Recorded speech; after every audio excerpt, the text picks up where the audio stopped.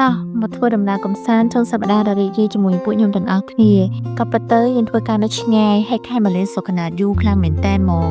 អញ្ចឹងថ្ងៃនេះខ្ញុំមកណាត់គ្នាជាមួយមិត្តភក្តិខ្ញុំត្រូវហើយជិះម៉ូតូពីកំពង់សោមមកហ្មង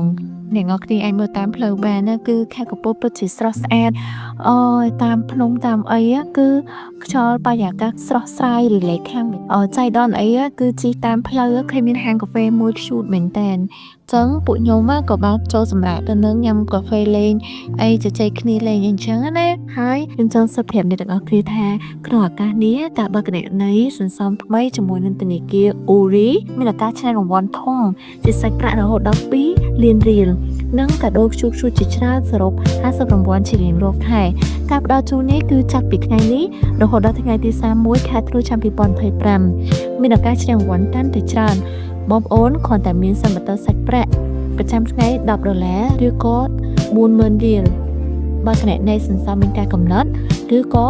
ទទួលបានឥណទានថ្មីជាមួយនឹងធនាគារ Uri កុំឲ្យឱកាសនេះកន្លងផុតសូមអញ្ជើញមកកាន់ធនាគារ Uri ដែលនៅជិតលោកអ្នកបំផុតសូមអរគុណ